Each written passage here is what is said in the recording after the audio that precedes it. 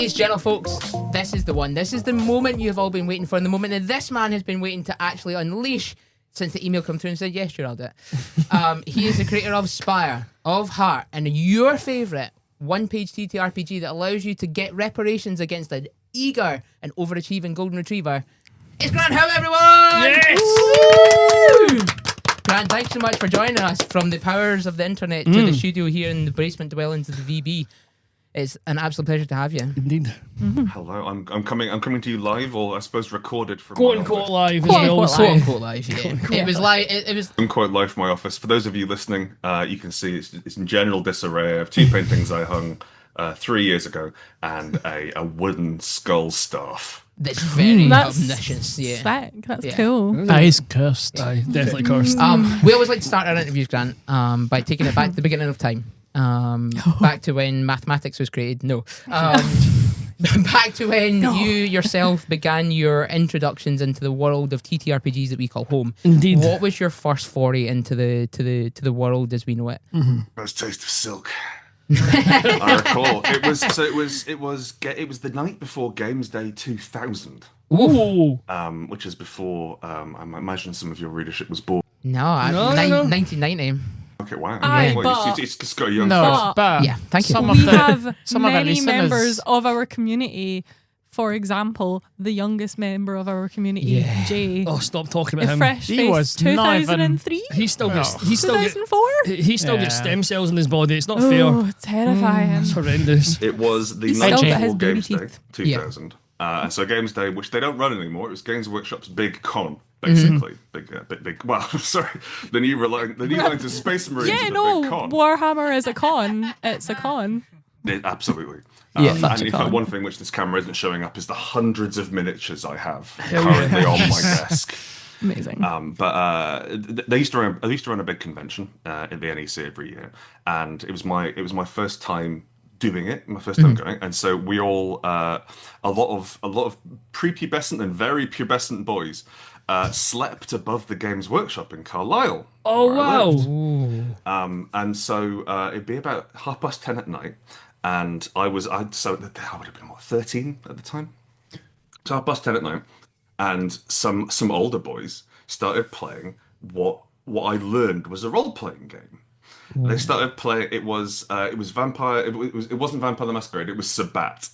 So it was Vampire the Masquerade's dark, edgy cousin. Yeah. And like looking back on it now, it was a terribly GM'd game. Yeah. It was bad, like the players were bad. What was happening was bad. It was a horrible series of events that were happening. Oh dear. But I remember there was a scene where they had to sneak into a nightclub, and they described sneaking into the nightclub, and all the different. And one was, I'm going to go in the back. Oh, I'm going to fast talk the guy. Oh, I'm going to try and sneak in and climbing through a window, and it absolutely blew my mind.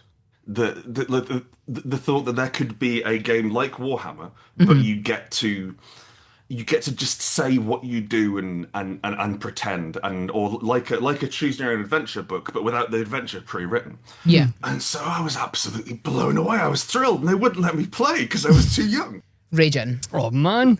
And Raging. then Nightmare. Oh, it gets worse. Games Workshop found out that they were playing non-Games Workshop games in Games Workshop. Oh, they hated that. Yeah. And so at 11 o'clock at night, they cracked down on it and were like, okay, you can play, but in the alley out back. Oh my Brilliant. god. I mean, to be fair, for a Sabat setting, that's kind of on Yeah, par. pretty based. Yeah. It's like you're fully immersed now. Like, oh yeah, we're like the Cretans that live on the streets. So yeah. And that was my first thing. It was the first I'd learned about role playing games from that. And so I think the first game I ever purchased was Hunter the Reckoning. Oh, OG It's Hunter not a Reckoning great too. first It's game not. to purchase. No. But I read a lot of free RPGs on the internet as well. So Yeah, oh, okay. There was a website called John Kim's Big List of Free RPGs back in the sounds day, good. which had hundreds and hundreds of them. And so I would go on my dial-up internet and then download the game into a WordPad document and save it. Fantastic. And then read it offline. So the first game I ever played was a game called Zaibatsu, which was it described itself as post-Gibson-esque cyberpunk. I didn't know what Gibson was Yeah. at the time, but it was relatively simple. It was a relatively simple 2d6 system, a lot of making things up, and I feel like that really informed how I feel like everything should go through a single mechanic right at the top, and we Yeah. should have one mechanic which runs the entire game. Fully. And that I think that arose from my Zaibatsu, rather than after reading Hunter the Reckoning and being completely defeated. Yeah. Hunter is good nowadays. The V5 system it bases itself off is fine. But it's Fine. it's kind of like VTM in the same sense as that. Is it's, that part of like the yeah, so vampire you've got werewolf? Vampire Yeah, werewolf. that's the whole and- fucking- and yeah. Hunter. Awesome. Yeah, so they're all based Never off the played any of V5 system that Vampire's based on, and it's fine. Like it's based off T10s, but it can be clunky. I think a lot of the V5 stuff has turned out quite generic as the Yeah. as the like Fully. that's the thing. And I mean like it's I don't mean that especially negatively, and it's emulating a genre of RPGs which existed 30 years ago. Yeah. And I really got into World of Darkness around like 2006 onwards, and so like I'm a Hunter the Vigil man myself. I've run a campaign for a year and a half of Hunter the Vigil. I thought it was a really interesting way of approaching stuff, but I kind of like the slightly more approachable middle ground, I think, and like perhaps slightly more coherent, which they had in the middle period, and now it's gone a bit more. Oh, just fill in the details yourself, lads. Yeah. And I really like those big sticky crunchy splat books. Yeah, absolutely. So you obviously said you've been a player, you've GM'd stuff. Where do you find your preference? Obviously, as a creator of games, you assumedly would drift towards GMing, but do you prefer playing in games, or are you more, nah, Don't play in games. you don't play? Yep, there we go. See, it's not just me; it happens to other people. I think I am sub 20 games played in Yeah. my life. All I've done is DM. I've been DMing since the start, and I guess it's all right now. It's not bad. I really enjoy being a GM. Mm-hmm. I really enjoy being able to sort of have my hand on the tiller and work with people and steer the thing. And it's also the way I've made every single friend I've ever had. Is that I invited them to a game of Dungeons and Dragons or Yeah. something, and then eventually I That's just what stopped we playing did. Dungeons and Dragons with them, and we It's become clear. friends. But that gives me a really structured social environment that I am in control of. I mean, is that role in a nutshell? Is Essentially, that like come to the pub, play a game with us, play a and game, then yeah. stay And at then the you are pub. now also our now friends. and now we're all pals? Yeah. Yeah. Do you want to play games next week and also drink more pints? Yeah, let's do it. Yeah, pretty much. Yeah, basically, we spin TTRPGs to the values of do. alcoholism. Yeah. Drink responsibly, kids. The other issue I find is that the reason why I don't play games is no one asks me to play games. Shocking. And this is because I'm really not a very good player. Oh. I don't stop GMing. Ah, Any right, point. okay. So occasionally, like they'll introduce an NPC, and no part of me makes the decision consciously. But I'm like, I like that voice. I think I'm gonna be him now. And I'll take NPCs off of the GM Yeah. and start being them. Yeah. And I'll be like aggressively scene framing and being like if one player hasn't done a lot, I'll be like, oh hey, we should be in a scene together. Like, oh, I just want to come here and drink beer. Shut up. Yeah, which is really funny because a friend of ours, Renegade Rich, Shout out runs. Rich. He is improv. That is his kind of core. But he's recently started getting more of the people from his improv Yep. world into TTRPGs. We're doing an actual play soon, aren't They we? have just released it. Dreams Yeah. and Machines. Mhm, Yeah. Episode 1's out, and it's all improv people who are in it. Some of them have TTRPG experience to a point, but Some of them don't know. yeah, some of them are completely new to TTRPGs in general. And I think he's really found that exactly as you said, Jan, like people are like, okay, well, they treat it like improv. They're like, okay, let's pull you into this scene. Let's pull you into this scene. Here's the game. This is what we're building from. This is what we're actually driving at. This is the thing that we're building scenes around, which is a funny way because we also talked about recently about how to be a good player. Yes. And you can always tell who GMs are when they're players because they interact with the world, not the people. Yeah. Not like the other players at the table. So it's funny to kind of see that. Because there was Decoration. Sean's game where it was all players at his table, and they were all like, "Oh, I'm gonna do this, I'm gonna do this," and they got to me, and he was like, "What are you doing?" I was like, "I'm trying to get my money back out of this vending machine because it's not, and it's." Yep. I didn't even realize until you pointed it out. I was like, "Oh shit, Yep. maybe you're right." Yeah. We interact with the world Said first. this in. But Yeah. yeah, There you go. True. Well, Grant, fear Oh my not. God, If I you're do ever, that as well, actually. yeah. Yeah. I didn't happens think a lot. about it. That's really weird. Watch the next time you see some of the DMs playing at tables, because okay. you'll notice they interact with like objects in the world first, rather than like, hey bud, what's your name? Some of the best DMs I've met are the worst players. Yeah, that's fair actually. Grant, don't nod your head. You're fine. We'll get the next time you're in Skill Glasgow. set. The next time you're in Glasgow, we'll get you playing. Yeah, sure. Yeah, absolutely. Definitely, we'll get you up. We'll buy you a pint. Before we do so, we obviously are here to talk about the inevitably wonderful systems that you've created over your tenureship, both within the confines of Rowan, Rooker, and Deckard, and even out with that in your one-shot TTRPGs. And I think I would be taking too much control as a podcast host if I take any more time from the man to my right, who is so far deep in Spire, Grant. I gently think he is going to start referring to himself as a fear. So yes, no, well, maybe not Elfia. Come on now, let's be real. Let's No, let's be honest. No. Campbell talk. That's Campbell talk. Yes, No, that's an off-podcast reference that no one will get. Greg's absolutely right. I've been really excited to I sit. think everyone understands what. Yeah. I know where we'd get People know, Greg. People know. No, I know what you've done. No, Greg's nailed it. I've been obviously very excited to sit and ask you a couple of questions about. I mean, and I'm not just saying it because you're here. Spire is my favourite TTRPG, and I love you for creating it. It's also tied into Rollwait's history, because where we started off, we were doing TTRPG nights in pubs because we wanted to grow the TTRPG community in Scotland, and we were doing D&D, and it got to the point where. And we're not. This isn't going to be the third episode in the row of us shitting on D&D, I promise. But I got to the point where I was just fucking fed up of Dungeons and Dragons, and I'm sorry, a podcast where you complain about Dungeons and Dragons. It's the wildest thing. No one Grant. has done this before. So We are so sorry that you're hearing this blasphemy. I first stumbled across Spire when the Strata Kickstarter went live, and I was like, "How the fuck have I not heard about this before?" And it consumed me. Oh, we didn't spend any money on marketing. Well, it worked. Well, it worked regardless. Clearly. And it was one of the, I think it was like the third or fourth year we were in Glasgow, and we went to like a TTRPG one night, and I had all my D&D stuff in the back. I was like, "Fuck this! No, I'm not doing it. I can't be arsed." And I took the Spire book along, and my usual table of regulars showed up like, "Oh, Connor, what D&D we playing? We're not playing D&D. We're playing Spire." And everyone was like, "What the fuck, Spire? We're going to find out. Sit down." Oh yeah, because I don't think you'd really even read it properly at that point. I'd read it cover to cover, but I wasn't. Yeah, but I'd you never hadn't played had it. anything sort of planned. And it's mostly lore, as you all know. So Yeah. they sat down and goes, "What the fuck, Spire?" And then we left that night being like, "Please bring the Elf Terrorist game again," because that was, and that's what people were calling it for ages. Like, "Oh, you've got Good, that yes. game, yeah, bring that along." I'm like, all right, sick. That really kind of started off. I want to know. Like, I know there's big lists of like inspiration and where you kind of drew like ideas and stuff from. But what was like was there a sort of spark behind Spire? Because it's the world itself has set my brain on fire to the point where when I'm supposed to be prepping for our other TTRPGs that we've got, I end up going over to Sin or Spire and doing another couple of one-shot ideas. I just can't seem to stop myself. Oh, mate, it's Necromunda. Oh, fucking is. Of course. Oh my god. everything. Wow. Does everything just? I really, Yeah, it's all this. It's just it all goes.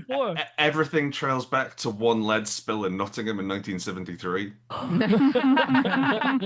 So if there's anyone who's listening who doesn't know what Necromunda is, it is games. It's a 90s Games Workshop game based on an 80s Games Workshop game called Confrontation, I believe, which takes place in a hive city. And Hive City is, I think it's like a 7-kilometer tall, enormous stack of buildings on this horrible, blasted, dead world called Necromunda, which shows you the sort of real work which Games Workshop put into their naming.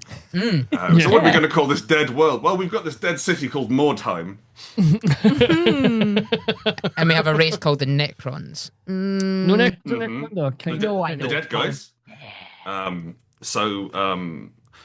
I got Necromunda at a very impressionable age. Necromunda was the greatest thing about it. The models weren't any great shape. The metal ones were okay, but the terrain you got with it was really, really cool. So it had a cool. load of like really heavy duty plastic bulkheads and Yep. like cardboard terrain that you'd put together. Yep. So every other war game you saw played was maybe like a farm and 2 hills and like a copse of trees. And this looked like the fucking futuristic zone on Crystal Maze. Oh, you're so right. The other major inspiration for my design, It was the Crystal There Maze. was the verticality and stuff as well. Yeah, and of course the other thing, it was so everything went up like 2 or 3 stories, and so sorts of running around, and it was very fiddly to play. It was awful, and there's not a safety rail in sight in the Underhive. We've played a bunch of Necromunda. I've got a We love hilarious it. Necromunda story. Yeah, you've got the shittest gang in the fucking. Which gang do you play? I play the Eschers, but I think I've maybe only played 3 or 4 games. You had But a like it was a really- good couple of years ago. Yeah. But I just had an absolute shiter of a game where what happened? I think my little person fell off a gangplank. A gangway. A gangway. Ironic, Close. given Whatever. a job. The thingy. She fell off it and then got attacked by whoever Rob was playing. So he had one of the Cawdor dudes with a flamethrower. Yeah, Who set you on fire. Set me on fire, and I ran into a wall, fell over, burned to death. Slowly over Slowly 3 turns. over 3 or Every 4 time you tried rounds. to stand back up, you just I fell. just kept falling, and it was so bad. And I play Van Sars because I hate fun. I was Van Sar back in university. There we I go. ran a Van Sar gang because they were really cheesy, and you got cheap flamethrowers. Yeah, you did. And absolutely everybody in them. Cheap grab shoots. Yeah. I just really like the cats at Yeah. Necromunda. cats are very cool. The Escher cats. You've got so many of those fucking cats. Awesome. Yeah. It's ridiculous. I Jules just and I need have to yet paint to them. find our way into the plastic cracks. So No, it's sensible. Do you play Magic the Gathering? yes. Yeah. That's it. Okay, cool. That's the one. Yeah. Yeah. It's either one or the other or both. Yeah.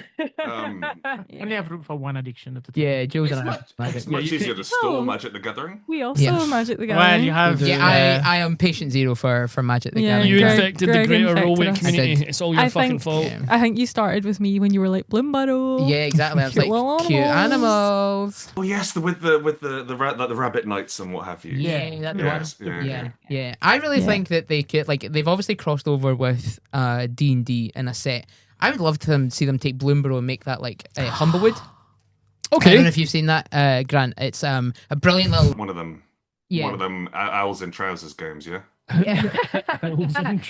Well, yeah, kind of. But they call them different things like owls or strigs, and you have gallus that are the cockerels, like proper like roosters and stuff. And just because it's gallus, it's a Scottish word, of course. I'm excited Platter, about it, to be so, fair. but yeah. Sorry, so, we completely derailed. No, that's fine. That's fine. My favorite owls in trousers game is called Historia. By the way, it's by Mana Project in Italy. Put it out, and they have a swan pope. a swan pope. Oh no, fantastic. that's A wonderful. A swope. If you're in a rush, you could call him the swope. I suppose. I don't think the pontiff would Yeah. appreciate that, and he can Yeah. break your arm. Yeah, you did. It's fucking hot fuzz No. reference. Yes, Grant. Oh my god. It was certainly a Hot Fuzz reference, but also everyone knows Yeah. that swans can break only men's arms. Yeah. And blow up men's houses. Peter Ian Staker. Peter All right, Ian mate. Staker. Cheers. Yeah. But there's only one swan actually. Anyway, let's. Yeah. So Necromunda was Yeah. a huge influence for me. And the other thing is Dark Heresy, another Warhammer. Yeah. Okay. I ran Dark Heresy for a long time and I didn't like it. But I very much enjoyed the Warhammer world, and I like playing in the space with my friends, especially in a game like Dark Heresy was very much like just make up what you want. It's all set in this brand new undiscovered sector of space, or like we haven't mentioned it before, stuff over there, make it up. Yep. So I had fun with that, and we had a good couple of years. But I always struggled against the system. I felt like it didn't do spycraft very well. It didn't simulate it in a very interesting way. Yeah. And so I was like, well, I could write a different game. I could write a game called Spindle, Okay. which was the working title of Spire, where you played like dark elf spies working for the High Elf Council. As kind of as an Inquisition idea, and it was much more trad fantasy. It was much more there's ogres there, or there's an orc invasion, that sort of thing. But it was it was about politicking, and what I really wanted to do was explore the idea of when you start treating people as an asset to be used, what does that do to you? What does that do to the person? Yeah. And so there was an awful lot of stuff about like we want to, if you've got an asset, what happens if you put stress on that relationship, and what happens if you choose to burn that asset? and the idea of like going loud or burning, unlike the idea of like revealing yourself and how much you choose to show, was a big part of it. And then I took about 3 drafts at it and couldn't make it work because I realized I don't know anything about espionage. I struggled to read Demon the Ascension, Demon the Fallen, Demon the God Machine one, the Cold War spy era one. I know that what about it. The names fell out my head. Yeah, very cool. Yeah. Didn't understand a word they were saying. Yeah.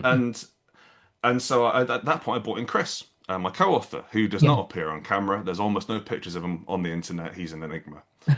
And Does he exist? and he yeah, I think so. And he said like okay, he feels like he was like, what happens after the espionage bit? I was like, I don't know. Oh, I hadn't even thought about what happens before either. Yeah. And so Chris introduced the idea of revolution, Yes. in the idea that like we take the sort of espionage, counterintelligence stuff, the secret society bit, and then we make that a game about overthrowing the government, or not overthrowing the government, but doing it in a really entertaining way. And then from that, coupled with Brexit, Yep. There we meant go. that I was suddenly furious at half of my country. That's it.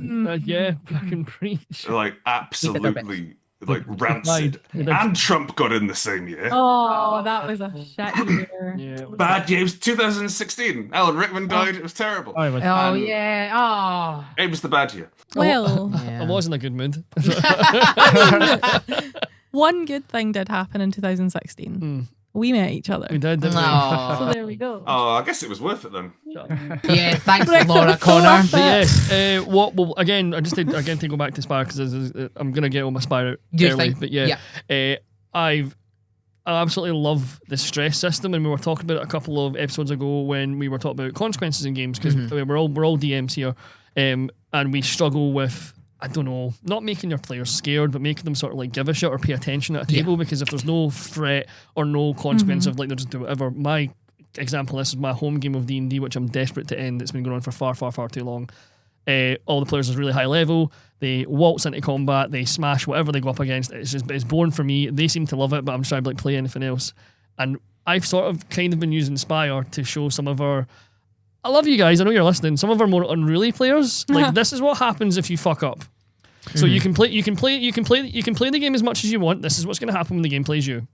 Like that's pretty much it. And I like to I've kind of got most of our regulars to sit down at least one Spire table just to be like, this is what can happen. And I like to think, I'm not trying to fucking make them like king of the DMs or anything, but I think a lot of the players are a bit more cautious at the one shots now because they've like played a game of Spire and had their arm broken or like like been caught out at the worst possible moment. It's just great. And like I'm trying to think of other systems where there's been such immediacy in the consequences, and was that a really core part when you were creating the game? Like they had to have like proper serious, like the fallout and all of that fantastic stuff. Was that like part of the game as it kind of created? Or that's yeah, absolutely. So like the resistance system which we wrote, we realized that we wanted to. I think the best way I can outline it with an example is we didn't want to have rules for ammunition. We wanted to have rules for running out of ammunition. Okay. And it's the idea of skipping to the end. So like, okay, what's the worst thing that could happen? Right, cool, give us rules for that. Yeah. And it's a bit like how like I'm not a huge fan of rolling for damage in games because quite often it's boring. Yeah. Absolutely. Like it gives you an average, it kind of doesn't matter. And like you want that 8 on the D8. And if you get a 1, it's like, I've wasted my fucking turn. And so like I'd rather miss than do 1 damage. I'd rather miss entertainingly. Like I'd much rather roll a 1 than a 2. And I like what a lot of it comes down to. It's something which I struggled with because I've struggled with mental health issues throughout the entirety of my life. And one of the things I struggled with when I was a younger, angrier man was I felt like cause and effect didn't make sense to me. I'd try and act in a certain way, and I'd imagine what the outcome would be, and it never played out like that. And I get so frustrated and so angry. With it and with myself, and there's the idea of you shouldn't look forward to things, you shouldn't get excited because it's not going to work, and so you sort of start defeating yourself. And then I was a motivational speaker, actually. I forget the name. Quite a toxic one I was listening to, just like on the many years ago. And he was saying like all people want in this world is to matter. And I was like, well, okay, well, so they did talk to me a little bit, and saying like when you do something, you want it to have the expected outcome. And if you have been told that things are going to work in a certain way, and let's say you've been told, oh, okay, cool, you've finished university, you're going to get a career, you're probably going to have the career, you're probably going to meet someone that you like, you probably settle down, that sort of thing. Maybe start a family, and you have all this stuff which is sold to you, and then you're 23, landing in the middle of the worst financial crisis the world has seen since the Great Depression with no jobs, and none of it makes fucking sense anymore. And you're still a fucking bartender. Yeah. Oh, I used to work in pensions administration. Oh dear. Oh, it was sad work, sad, depressing work. But the idea of like what's the worst thing could happen, what could go wrong. Yep. I think the thing which we really want to do is give players the sense that it was their fault when something goes wrong. Because I've played and written a bit of Paranoia, and it's not satisfying when a capricious GM who's just like, oh, I don't fancy it, you're dead. Yeah. Oh, I don't fancy it. Some bad things happen to you. You fall over, your trousers fall down, everyone can see your bum, whatever.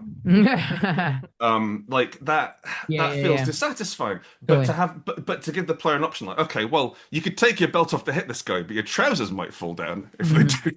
Yeah. And so which we don't just do showing people your bum as a fallout, but we have various different things, and like the way that stress builds up and the way that translates into fallout. We basically wanted, from an improv point of view, to take the platform of this thing has happened and then leave all of that stress floating up there until it rationalizes into a fallout. Yeah. And that's the sort of concrete output.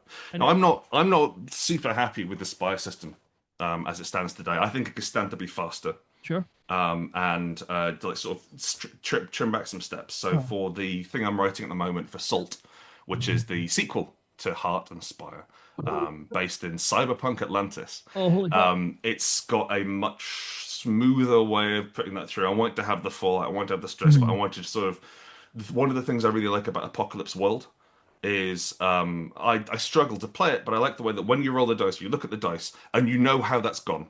That's played out immediately. It's not you roll the dice, you ask the GM what number it should be, you work out what the number is back here, you feed that back, and then the GM has an interpretation around it. It's sort of oracled out.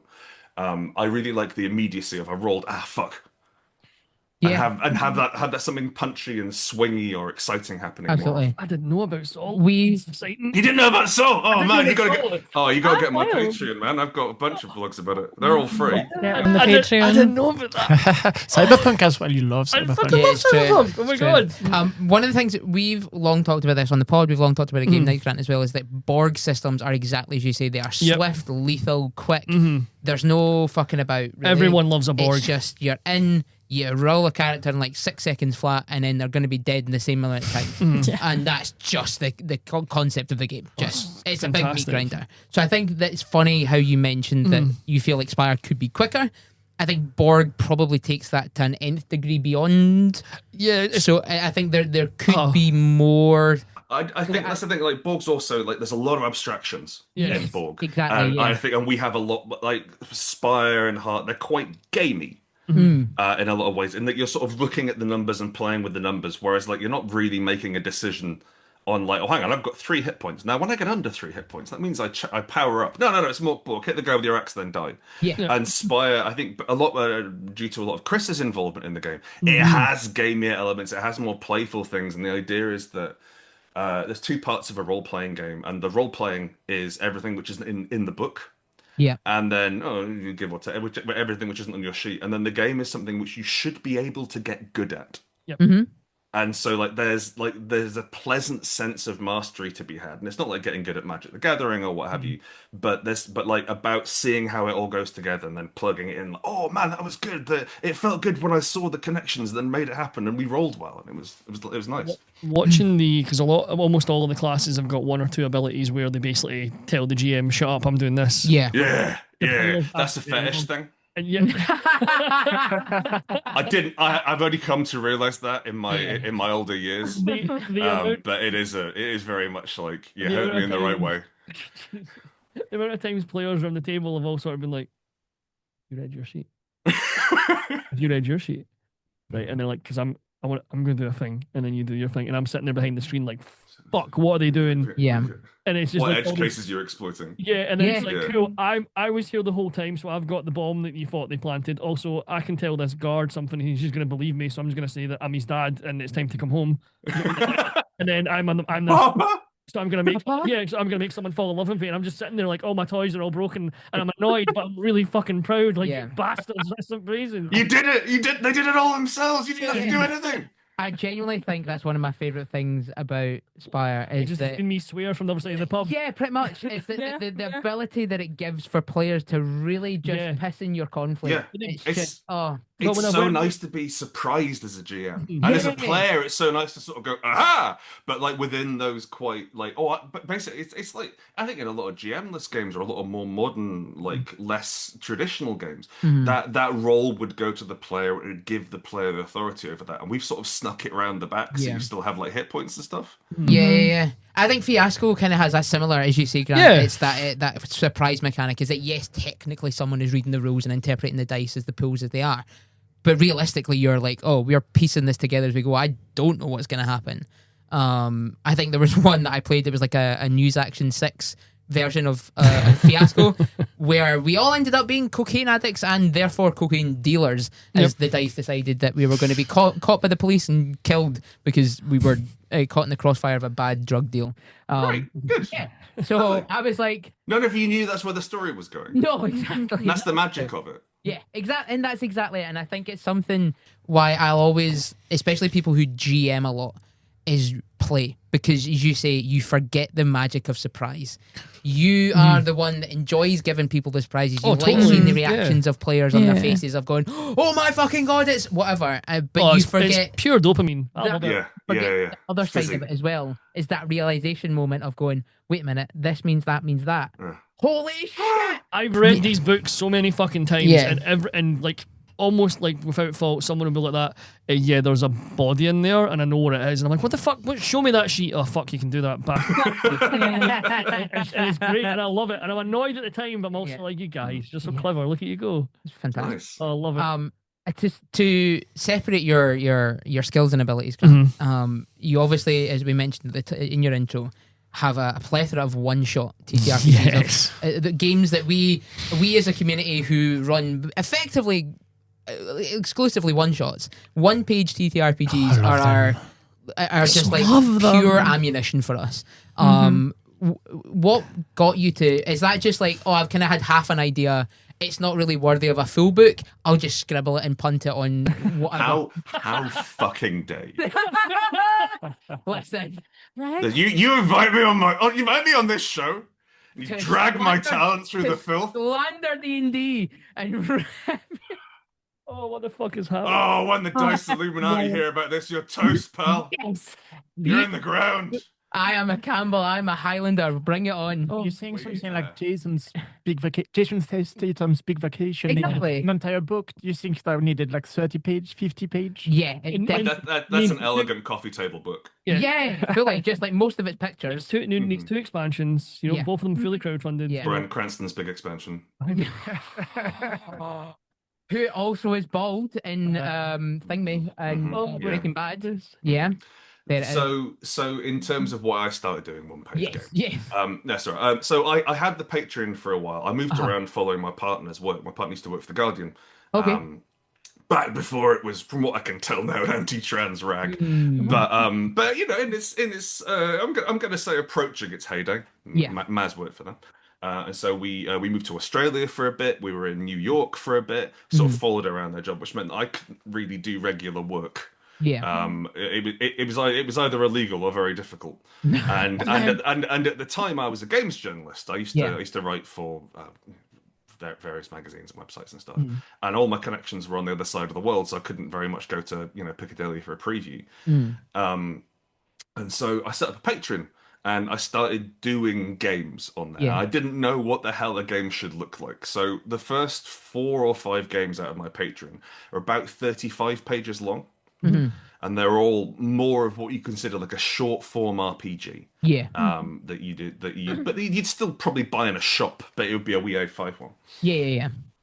And that because I was in Australia at the time, that became so prohibitively expensive to mail out 36-page documents that I gave up. Fully. But a victim of my own success, perhaps, and my own lack of ability to do maths.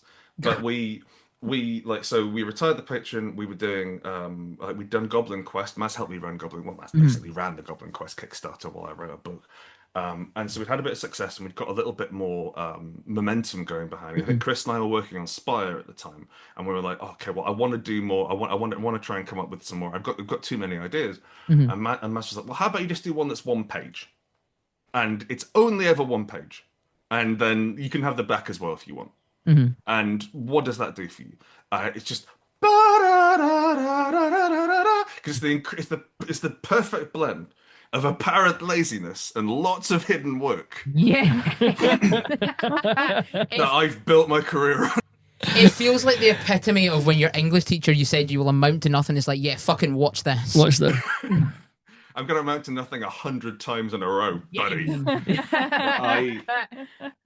And so it was, honestly, a lot of it was a postage concern. Because we knew we couldn't send out a full game, but we knew we could send out 3 sheets of paper. Basically nothing. That's honestly fucking brilliant. And I was really worried because I was like, people aren't going to pay many money for a 1-page game, are they? Why on earth would they do that?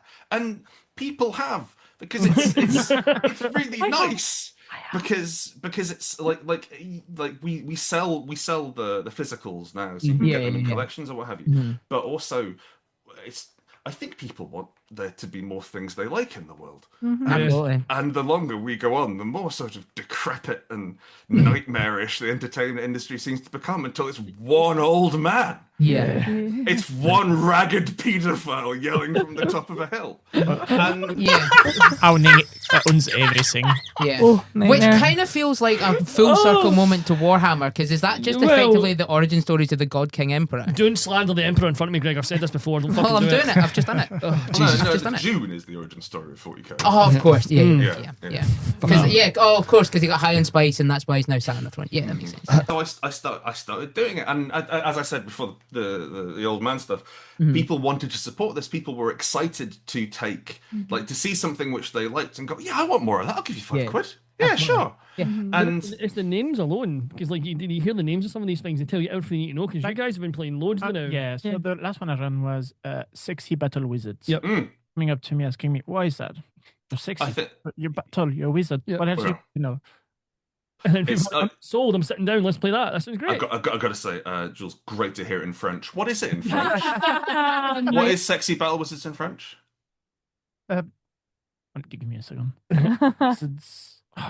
French is weird. Wizard could be gendered, potentially. Pick a gender, it's fine. Les sorciers de bagarre sexy. It's not okay. I preferred it when you were just saying it in English, but in that accent. Wizards. We unfortunately have inherited Jules into the greater mass of the United Kingdom. Okay.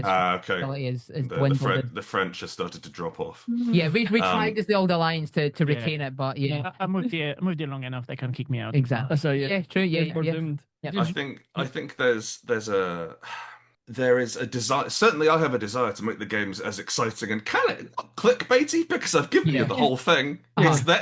That's the tweet. It's all there. But it's attention grabbing. I think. And I always try to back that up with some half decent game design, or at least a nice drawing of a dog or something. But I think that by having such sort of silly conceits and big silly, it's only has to last for 2 hours, don't worry about it, it's not a serious role-playing game, it's fine. I think that does count against them a little bit, in terms of them being treated as serious work, or treated as something which is worthwhile of looking at. And I have to disagree, because I wrote them and I'm happy with them. But Sorry. No. I was going to waffle about how hard my brilliant job is. What were you going to say? It sounds brilliant. Who doesn't want to sit and come up with just wild ideas for TTRPG? It's great, best job in the world all the time. But so I'm a mass. I love Honey Heist. I've ran it 6 or 7 different times. Just with whatever random thing. I'm walking up to whatever pub we're running at, and I'm like, all right, okay. So the quest is that they're going to steal honey from the Crown Prince of Monaco. That was a Excellent. fun one. Or they're going to break into like a mead factory in Lindisfarne. That was good. That was a really fun one. Lindisfarne, that's a good bit. Yeah, that was great. I don't even know how I came up with it. I was just like, oh my god. But It's a secret genius. obviously, Is that the sexy bees, or am I remembering something else? don't think was there sexy Was bees? there's not sexy bees? It doesn't matter. Sorry, I'm derailing you. Pardon me. I think I've done a couple with sexy bees. Weird. It's the dance. Yeah. Oh no. Sorry. Oh, wild. For an audio medium. Oh no, shit. Fuck. Forgot. You made a noise like a bee while you danced. I think the Sorry. Oh, Yeah. my brain is just switched Think off. about I've honey. forgotten what I was going to say. Honey. Honey House. Yeah. Yeah, so that's like the one that I love playing, and I find that like people actually do take it so seriously. They get so invested in it, they want to get the honey. I think that one of the things which I like doing is making that magic circle Mm-hmm. and giving people the Taskmaster. Oh, yeah. The reason why Taskmaster is funny is because you have to pretend it matters. Yeah. Whenever there's a contestant who's like, oh, this is above me, like David Baddiel turned up a few seasons ago, and he was like, oh, I'm gonna have a cup of tea, I'm not gonna rush, I'm not gonna do this, it doesn't matter, yeah, whatever, I don't care, that's fine. It's no fun, it's not interesting. Yeah. And like the joke is that all these presumably quite successful people are desperate to crawl around in scrambled eggs. Yeah. Or what have you. Yeah. And it's fun because we all understand that it doesn't matter. Absolutely. And the magic circle which they've created is really good for that. And I think like Honey Heist is a bit of that magic circle. It's quite fragile because you can't push it too far. But I'm glad to hear people have been well, maybe not taking it seriously, but enjoying themselves. Oh, Yeah, no, like, absolutely. well, it was one of the few games that Connor's actually played at. Yes, You took it so seriously. Yeah, I got kind of mental with it, so I decided that I was going to be a polar bear. Obviously, there wasn't a You rolled for it. I rolled for it. I was going to I rolled for it, but I decided there wasn't a Yashanka, but I was having one, and I was just going to be an ex-Soviet Special Forces polar bear who called in an artillery strike to cover our escape from a rather straightforward heist of just stealing some honey. Yeah. But I had some like Robotnik fucking howitzers just off screen and shouted at you in Russian for a bit. Yeah, but obviously the flashback aspect allowed you to do that, and I'm like, oh my god. I love that about Honey Heist. Spetsnaz dropped me off. So fucking wild. That suspension of disbelief, like it's great for some of our players are coming either from D&D or have never played TTRPGs before, and so saying of like, you're a bear, you have a hat. If you remove your hat, you're a bear. If you have a hat, people treat you like not a bear. Sorry, real quick. That isn't mentioned anywhere in the game. That has been invented by the community. It's great. I'm more than happy to have it. It's very funny to imagine moving out. Man, that guy's a fucking bear. Yeah, because everybody takes it so seriously. They all think Yeah. Oh, hat goes on. Oh, that's just the growling duck worker. Yeah. Growling naked duck worker. I wonder what other systems you could build it in, because like with the kids on bikes, you've got kids on bikes. If kids aren't on bikes, do they no longer exist? They're still kids. Yeah, they're still kids. Well, they grow up, don't they? Once Yeah. they put down the bike. Oh yeah, it's like a big situation. Blokes in cars. It's different. Not quite as magic. Like Fast and the Furious has done quite well. Come to Yeah, I was going to say, I was thinking either that or Taxi was one of the other film I could think of. But just Robert De Niro. Hey, I'm walking here. You're playing another one page soon, aren't you? What one is it you're doing? It's not quite one page, but it's like really rules late as well, which is One Last Job. One Last Job you wrote about. Bloody hell, that's old. Yeah, no. Oof. I'm sorry about the last 2/3 of that game, but the start's great. Well, I do love like what attracted it to me like the rules. Like I love a rules late system because it leaves so much to improvisation, both from myself and from the players. And players telling me, "I want to do this." It's not on my character sheet. So I'm like, "Well, it's not on my set of rules either. I've got one page. Look." Yeah. So it's like, let's figure it out. What do you want to do? Let's figure it out. Let's figure out what it means. And I love that about it. And One Last Job, I'm looking forward to it. I'm looking forward to the character creation, specifically the that's the good bit. Together, the bit where the players get to put influence into the game and to have like, rather than I'll just pick this one because it looks fun. Yeah. No, you tell me. Who are you? What are you doing here? Why do we need you? I often do that bit in Honey Heist. Yeah. So I'll just sort of very take what well, I yeah. learned from one last job and then have the characters introduce each other. Mhm. Which is quite Brilliant. fun. I have a question. Segues quite well into that. Like you Mhm. wrote, I think it was like 1 a month. You were writing 1-page RPGs for a year. Did you learn something from that? Did that No, not a thing. thing that you brought to the game? No, nothing. If anything, I've forgotten stuff. I'm not 100% sure how old I am. No, of course I learned a bunch. Yes, I did. I think like the biggest thing I learned was a year in to stop writing them out by hand. Yeah, well, There's a game, quite a niche game called Human Occupied Landfill. Which it is pretty. I think it was put out under White Wolf's old indie label, Black Dog. Oh yeah. I believe, and like they used to publish the more controversial White Wolf supplements, as also some experimental games. Yeah. And so Human Occupied Landfill is a sort of a post-apocalyptic sci-fi game that's completely handwritten, pen and ink. And it's a role-playing game, A4 role-playing game. It's a gorgeous thing. It's scrappy. There's bits where the writers made mistakes and crossed it out and carried on writing. It's not playable per se, but it's a fascinating thing. Yeah. And that was something I saw that in my first year of uni. I think the guy who was running Slay Industries for me had it. I've got to presume there's a lot of Slay Industries play in Glasgow, seeing as that's basically where it's set. Don't think Can't any of us even- know what it is. Yeah. When it comes to cultural Shockingly appropriation, never Grant, we are very, very averse. heard of So yeah. Oh, so Slay Industries was written by a Scot, two Scots, I believe. Cool, we're back in. Like the meta plot is that I believe it's taking place in the head of a mental patient in Dumfriesshire. amazing. Incredible. But it is this grim cyberpunk world where there's a weather table you can roll on. It's 6 different kinds of rain. Oh, And it's Yeah. Scott cyberpunk written at the time of Thatcher. oh, Powerful stuff. Can't recommend it enough. Not a great game, yeah. but a fascinating idea. Anyway, Well, I yeah. learned to start writing out by hand. yeah. I learned to rest in piss, Maggie. She's still dead, fucker. Yeah. I think the biggest thing I learned was how to write shorter Okay. and how to like to take an idea which is 2 pages in length and like, well, what don't I need to say here? Like how can I make this tighter? How can I make this more communicable? Because I only have a page. I've broken my own rules a couple of times. I've branched out and done like 2 or 3 page ones. But Yeah. generally, when I stick to the rules, it's more interesting. And the other thing I've learned is I've got better at so 2 things. One, I've got better at drawing. Hell yeah. Which is nice because I've been doing it every month in practice. And a third thing, which I've already forgotten, tables. Tables. Oh yes, of Tables. course. That is a So big this, part of it. so this is something which I learned with Honey Heist, is that 2d6 tables are worth 6 times as much as 1d10 table, Yeah. as long as they combine. Yes.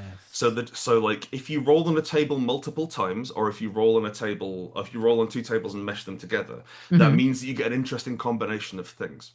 And so Honey Heist you'd be like, oh, it can be in a decrepit hotel or a glamorous truck convoy, which I've rolled a couple of times. Yeah. And it generates some weird things, but it's always kind of interesting. And so what I've learned with writing tables in 1-page games, and also my other stuff, is that you need to, once you've written it, you roll it as many times as you can and you look at the jokes. Yeah. And there will be 1 or 2 things which just aren't funny. And it's a good enough idea in and of itself, but it doesn't play well with anything else.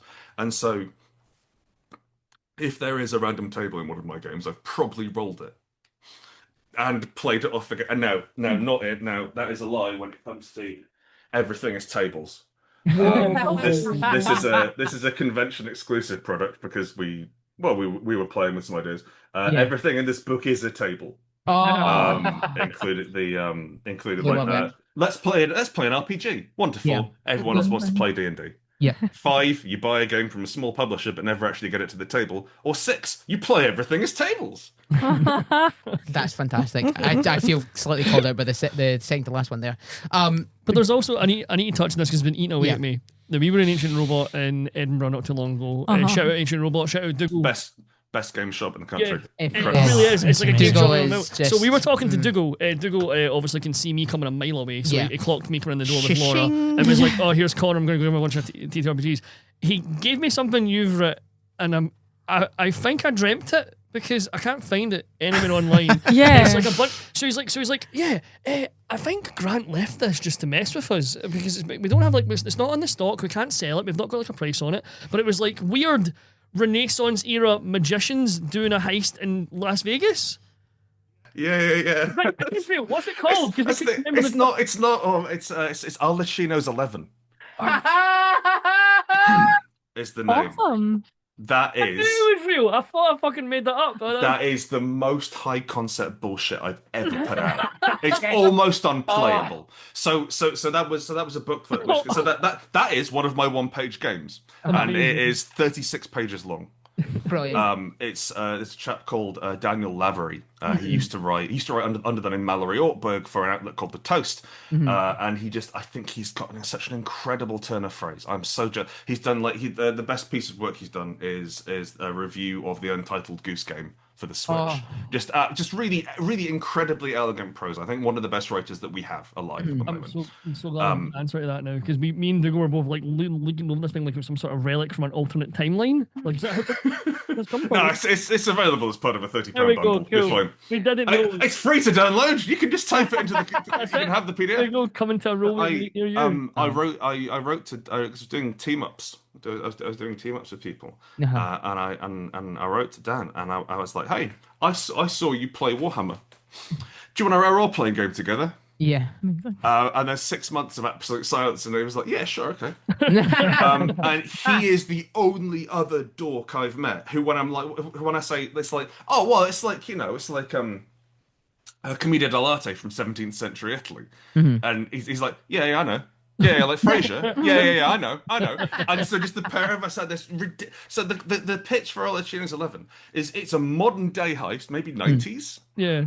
You play washed up gamblers and hustlers who are going to rob a casino in Reno because Las Vegas is too expensive. But you have these magical masks which let you do magical powers as long as, and I can't stress this enough, you're performing a 17th century improvised comedy show at the same time that you're robbing the casino. My fucking God, I'm so downloading this when we get home. It's terrible. It's so much fun. I love this. It has been briefly used as part of the Australian drama curriculum in one girls' school in Sydney. Surely that's something that has to go in your CV. God, that's fantastic. Like when you're like, why did we? I mean, if I'd known that, I'd have introed that. Like bollocks to anything else. Fucking TTRPG as part of an Australian schools curriculum. That's- Like that's. If I ever have to write a CV again, I'm not getting the job. That's fucking. It's on there. hysterical. It's on there. Yeah. I was tossing and turning. Yeah. Like, what's that? Did that happen? Did I dream this? Because we had a couple of pints. I was like, what did we? It doesn't sound real. You put Surely not. them together. The fact that Dougal was confused as well. I was like, I think he left this just to mess with us. And I was like, It was there when they moved in the shops. oh, and it was just there. Oh, it was so That is funny. a mythic relic. Did you leave it to when me? I went into Ancient Robot, I was visiting. So I was in Edinburgh with my cousin, cousin Caroline, and she said, like, are they going to recognize you in there? I'm like, I don't know. I don't know whether they are. It's fine. But I just want to go and have a look at the RPGs. It's got an incredible selection of RPGs. I've got half an hour. It really to did. kill. It's Okay, so well like, created. fucking fantastic collection of RPGs. And I walk in there, and then she gives it like 1, 2, 3, 4, 5. Ding, ding, ding, ding! Grant, you forgot your sandwich. And Yeah, just to make sure that everyone. Oh, that's fantastic. yeah. Just kind of giving it the old Starbucks. Grant Howitt. Grant Howitt, I'm here. Grant Yeah, yeah. Howitt. Coffee. He's for over Grant Howitt. No. I need the internationally renowned one. Oh, Yeah, sorry. yeah. Yeah. Any award-winning Grant An Howitt? award-winning Howitts. Yeah. Any. Any in the house. Speaking of house, I suppose it's probably a good time to move into questions from our community, Grant, for you. We've got a lot. We're not going to do all of them because that would be fucking insanity. Truly, yeah. But we do have a bunch all written down. Like, if you, Yeah. Okay, well, I'm going to take Vi's one. yeah, Yep. shout out Vi. Hi, Vi. So, I'm a massive fan of Honey Heist. Connor's a massive fan of Spire and Heart. How different was your creative process for the both of them? Well, Hang on. For them. Honey Heist and Heart? Or yeah. Heart and Spire? No, Yeah. Heart and Spire in one. Heart and Spire as one, and then Right, okay, cool. Yeah. The dichotomy between games like Heart and Spire and then like Honey Heist is Absolutely, thank you. So for the development process for both Heart and Spire is about 3 to 4 years of continual rewrites. Wow. The version of Spire which was first published is the 15th. Great. And it's not complete edition. They're not all playable. But we have an idea for the system. We take it, we throw it. Yeah. And then like basically you just keep gutting it, and the bits that remain are the shape of the game. And then between me and Chris, we understand how to fill it. Yeah. Which is a very inefficient process of doing it. Very inefficient way of doing it. It makes for a good game, but our finance manager would really like it if we'd like release a game on time or like hit a deadline. The Honey Heist. I was at a gin and crafts evening with some friends in London, and I wrote down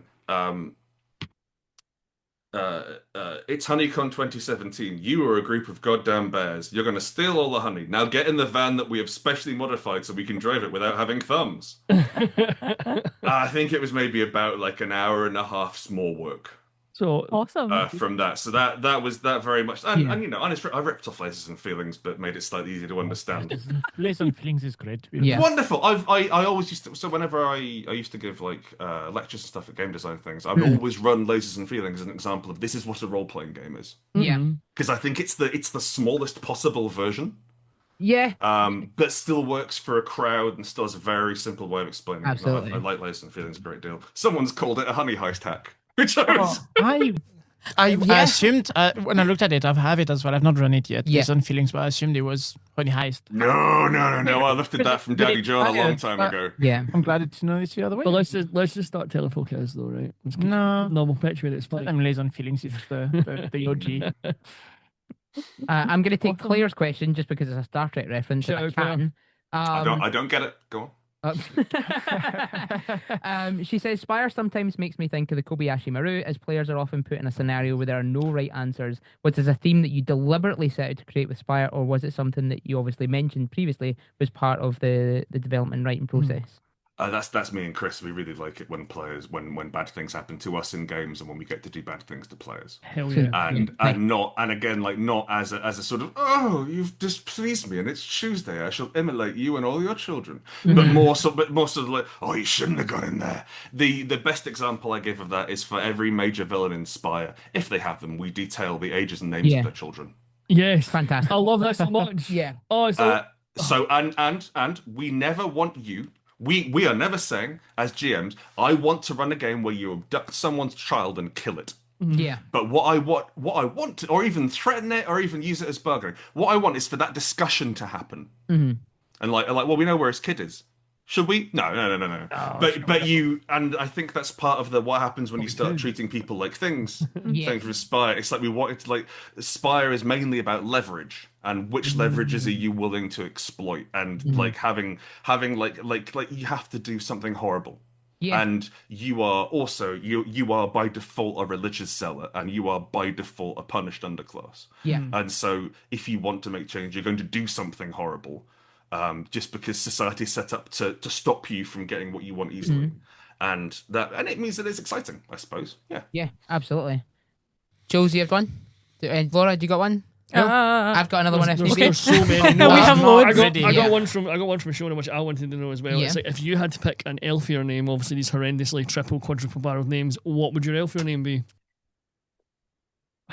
Stumped. Yeah, it's a good one though, because they've got their horrendous. I love it. I love all their names so much. So again, for the uninitiated, it'd be like drowned before the sunlight, many of the seedlings, rain pours come the dawn, all that fucking horrendous. It's like the middle line of a haiku. Yeah, What would sound pretentious or fucking or Vogon poetry. Yeah. My favorite one, I'm actually going to steal from Exalted. Ooh. Okay. So it's the name of a kitsune called Seven Devils Clever. Nice. So great to say. Seven Devils Clever. That's Seven Devils Clever. Story with it. I played hard, and like choosing the name of my healthier was part of like What's my Yeah, character who you going to are. do? Who am I going to We be? should have a random roll, like a flow chart. We should have a table which works yeah. out you are golden petals on grave. Yeah. It's like That- all the players cooking up their own ones for like Heart. I've had some brilliant ones. Like we had like a flowering of the springtime song just to try and get the most annoying long one out. Yeah. And they insist that everybody call them by their whole name every time. It's like, oh, what's your nickname? No, you say the whole thing. Thank Yeah, you. yeah, absolutely. Shout out, Bryony. It's like when you walk into a hotel and you say, "Oh, Mr. So and So," it's like actually it's Doctor. I worked 4 years for that. Evan Devil's clever as an There you absolute go. screamer. So we've got one from Sean, who asks, "Have you ever thought about getting any of your games to be made into media, i.e., TV shows or movies?" That's a big no. That's a big noise. That's a big no. We have indeed, yeah. So it is as all of my contacts in Hollywood tell me, and it's weird to have contacts in Hollywood, but I do have a couple. Oh, it's never been a worse time to try and write a script, Grant. Oh, really? Or to try and get anything Yeah. made, Grant. And I've been hearing that for the past 5 years. So I don't think I think possibly the stranglehold I mentioned earlier is having some effect on the probably is. Well, think of how many one seasons of something come out and then get cancelled. Yeah. Do you know what I mean? You're the old man, I'm on it. Yeah, a friend of mine, Ben Meckler, is part of the writing team for the Ticket to Ride film. And It's a great movie. yeah, Fucking Ticket to Ride there's a film. Ticket to Ride. Yeah, How are you gonna? You can't drop a fucking bombshell like that. I don't even know it's gonna fucking. it's been public. Was Scrabble taken?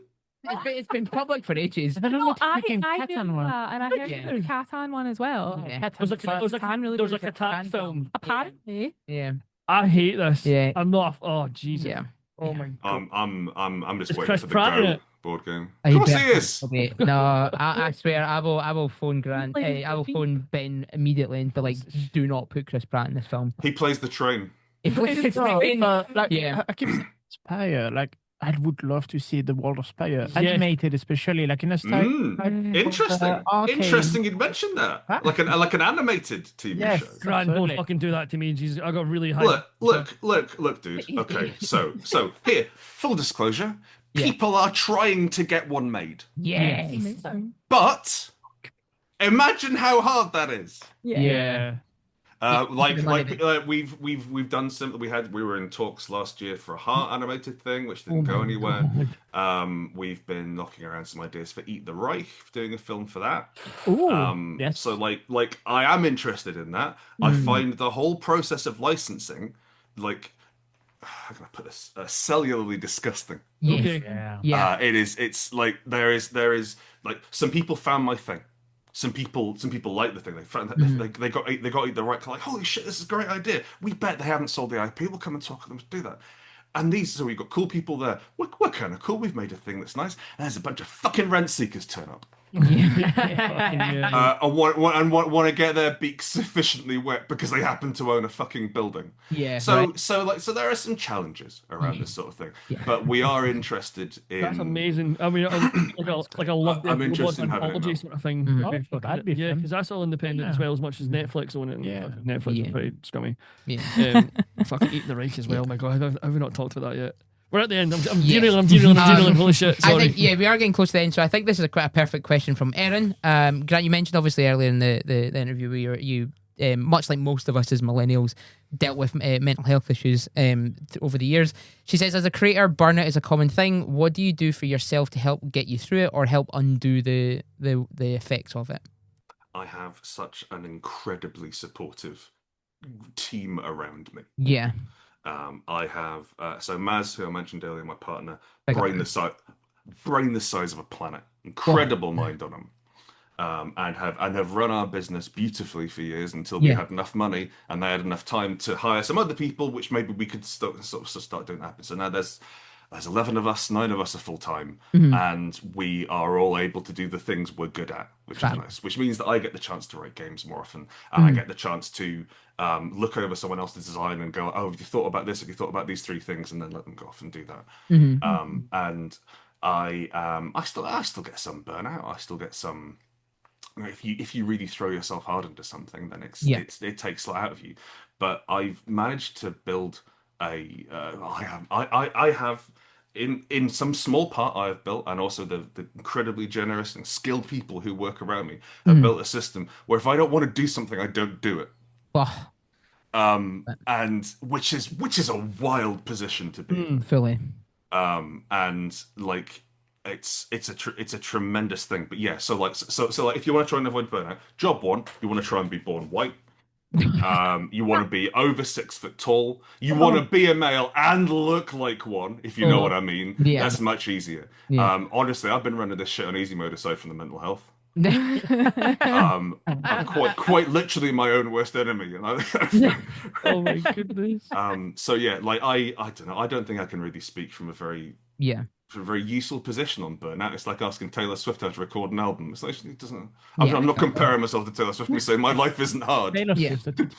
You truly are. Yeah, I think that is the perfect way to finish. I don't think it's a perfect way to end at all. I think I sound like an asshole. Have you got anything? I got Have one you got more. another question? I got one more about Spire. I got a. And Yeah, okay, yeah, real easy one. Yeah, bring it back to the the net. complete Let's go. antithesis. You're calling yourself a Taylor Swift of TTRPGs to terrorist elves. Yeah. Terrorist game. Yeah. So our pal Jade, shout out Jade, he asks, the classes in Spire are so unique. Was it difficult to get them to work together in like a sort of party? Like, so if you've got like your Vermisian Knight and your Blood Witch and like their abilities kind of overlapping, was that a kind of challenge because they are so strange and like Jade says, unique? Mm-hmm. I would argue that we didn't get them to work well within a party. Fact. Not quite to the extent where it's like you read the old World of Darkness stuff and like you read Wraith the what have you, and it's like there's a 4-page comic which shows an example of play and it's just the characters arguing with each other. Because they're not legally allowed to be there because of their jobs. We don't quite have that. So like we assume that there are various people of different skills and different strengths sort of coming together and doing the thing. But yeah, like Spire is a game about mostly gambits, as you've alluded to today. It's about I reckon we can pull this off, and then you're lucky enough, and then it goes really wrong, and it briefly becomes a Coen Brothers film. and I think the classes don't quite gel, and it's kind of weird. But we expect you all to be in the same room, so it's funny. The idea of having to sneak a hyena into a party, like one of the louder fellas is like that's very funny, and like the fact that the Bound is this sort of brooding Batman who doesn't want to be anywhere but does have to be present with it, and like given the ability to appear in other people's scenes and stuff like that. So I think that making the classes idiosyncratic, but also like very. When you look at Heart, there's basically one kind of deep apiarist. There's basically one kind of Vermisian Knight. And people have their own flavors and stuff they put on things, but mechanically the classes are broadly similar. And I like to think that in Spire and Heart, and maybe in Salt too, we're making these things which are like, you don't want more than one of these. And this is the class. This is the character. Tell us what you do around the outside. And so a bit like with Eat the Reich, where we have pre-gen characters. It's like, here's a strong thing to occupy. Tell us what you do. And ties back into the improv idea of being able to say, right, here's your character, and you sort of like the phrase is pimping. So like you give someone an offer and then they're forced to accept it. And I think the classes bring a little bit of that. Very cool. There you go. There you go. That makes me look much better. Pimping. Fully. Yeah, we got there. Grant, we can't thank you enough for coming. Yes. This has been absolutely Thank you. fantastic. What an absolute laugh. Yeah, we genuinely can't thank you enough. It's been an absolute blast having you. It's been nothing. To offer you I don't think I've ever been interviewed by this many people before. Well, there you go. That's the first. This many Scottish people, especially. Absolutely not. Yeah. But to put yourself on the pedestal that you so thoroughly deserve, where can people find you on the internet, and where can people find your fantastic? What are we working on? What we got coming out? Well, Oh, okay. Yeah. Well, we've got Salt Now I coming know out. about Coming out soon. We've got Hollows. Yes, that's right. Which is our Bloodborne crossed with the Death of Empire crossed with toxic masculinity. So you go and you do boss fights inside other people's heads. Basically, it's really it's we've developed lock-on targeting for tabletop games. We have you can download the free RPG, the free quick start. It's called The Sins of Grisham Priory. There you go. And if you go to rrdgames.com, I did a little handwriting out symbol, like you'd write it out in your URL bar. If you go to rrdgames.com, pretty much everything I've ever written is up there. Most of it's free. You can get a free quick start of Spire or Heart. You can get a free quick start of Hollows, which will show you about the combat system or what have you. We've got quick starts of Void Heart Symphony if you want for free, and crucially, if you like it, you can give me money for it. Yeah. We've made it very easy for you to give us money for this, and I can't encourage you to do that enough. Yeah. And if you're interested in following me on socials, I mainly post pictures of toy soldiers these days. Ever since my hair started going grey, I look like less of a sort of gently approachable fuckboy and more like someone's dad. It's pictures of miniatures rather than myself. But I'm GS Howitt, HOWITT, everywhere that matters. Brilliant. Fantastic. Yeah. And you can find the RRD team generally at most tabletop conventions as well. Yeah, we're there. Yeah. We'll do what we can. That was a good time. Yep.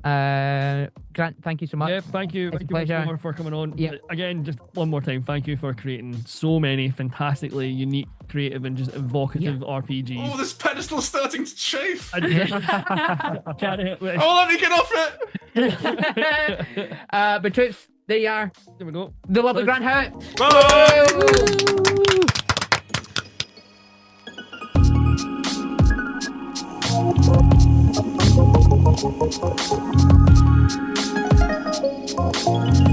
Thank you.